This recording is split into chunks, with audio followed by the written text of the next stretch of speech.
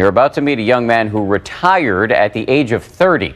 Not because he made millions, but because he cut back in some radical ways. My mind was absolutely blown that first time I heard about a guy named Mr. Money Mustache. This dude was a software engineer who retired at the age of 30. Like you, I thought that was impossible, and what's the catch, and all that sort of stuff. Basically, if you're unaware of Pete, aka Mr. Money Mustache, he became what I call the face of the FIRE movement.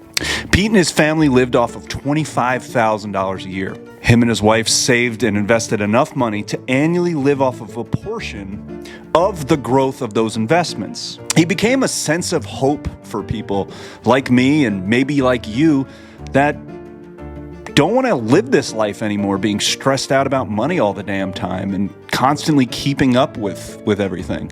He taught us that living below your means, making smart investments, you can eventually leave work on your own terms and allow your investments to support you and allow yourself to work when you want, for who you want, for as long as you want, whether that's you being your own boss or not, giving you financial freedom. Over time, conferences, podcasts, there was even documentaries that all started to pop up around this movement known as the FIRE movement. If you haven't figured out by now, FIRE stands for Financial Independent Retire Early. But over the last few years, more and more people have been reportedly quitting the FIRE movement, going back to work after leaving their jobs, and coming up with new movements of their own. I heard one called Coast-Fi, where you've saved enough money, you could just kind of coast your way to retirement. I also heard of Barista-Fi. I guess that means become financially independent and be a barista or a part-time job. You get the point. Pretty much you could put anything, put the word fi at the end of it, and it can be a new movement. YouTube-Fi, I guess, is what I'm trying to do. So was the FIRE movement too good to be true? Is it not practical enough? What's the future look like? Was there anything good that came from this?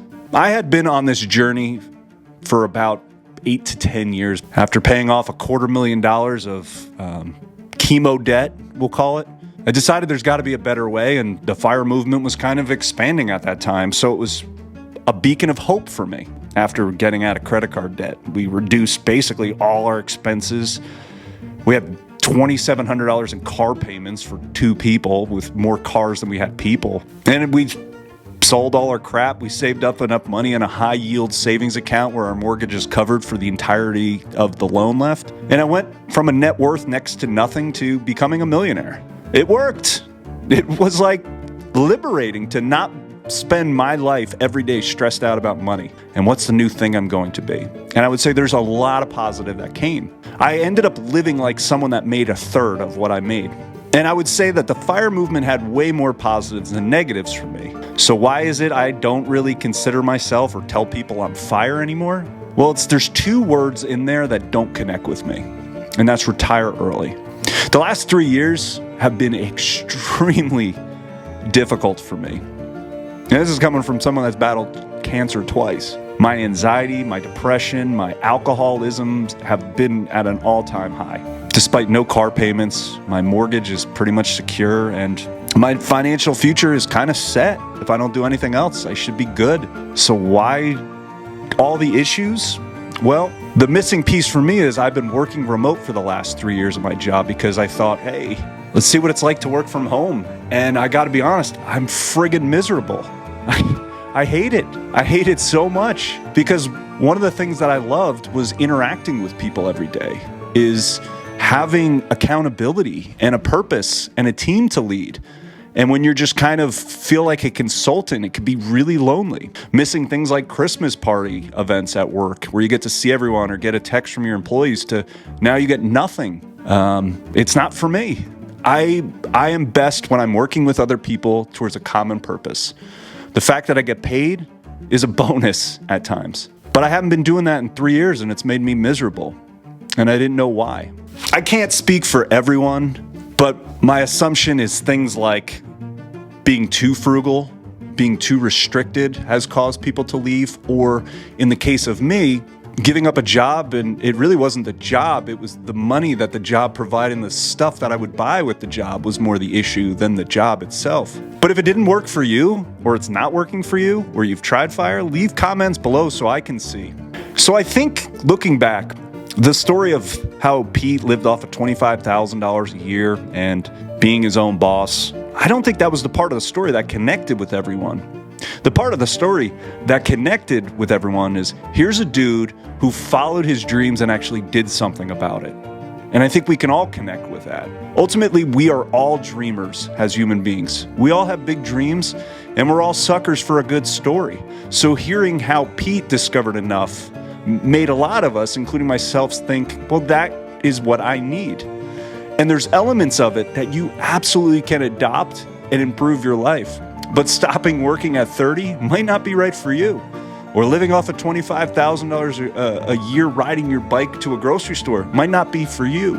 But it was for Pete. And I think a lot of people thought they would be happy because Pete's happy. But every individual is going to be different on what makes it enough for them. But once you find out what's enough for you, life gets a lot more clear and obvious on the steps that we need to take to get there. I thrive with interacting with others, so being by myself all day at home, despite having a large income, wasn't great for me, and it's not what I thought it would be. Being frugal works really well for me, and I love that skill that I've kind of developed over time, and I'll continue to live that way the rest of my life. But working alone for me doesn't.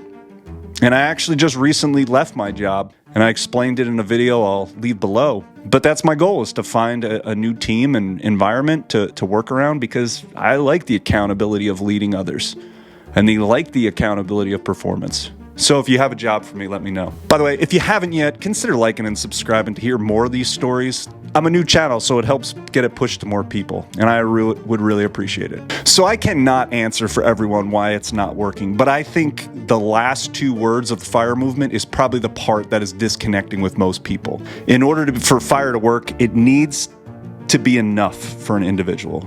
I firmly believe to this day in being financially independent, which basically gives you the freedom to not stress about bills, jobs you don't like, and a toxic work environment. There's a famous saying by Confucius, and it goes, find a job you love and you'll never work a day in your life. In the heart of why so many people connected with this movement is because we didn't find a job we love, and it wasn't enough for us. Society has taught us that consumerism is the way, and the American dream. Marketing and social media is constantly making us feel all inadequate in our life. So of course, the story of Mr. Money Mustache and many other people that became successful with FIRE inspired us. More doesn't lead to happiness. Finding enough in your life leads to happiness. So think of the FIRE movement as a tool moving forward. Leverage the movement, the knowledge, and the community out there to help you make smarter decisions. One of my favorite part is it's such a DIY community, so everyone on there is very well educated in ways to save money, spend, live below their means, etc. And it's inspiring to see other people around you do it. The key to being happy in life is figuring out what's enough for you. Check out this video right here where I talk about why it's so important to look poor and all the benefits in life it can provide.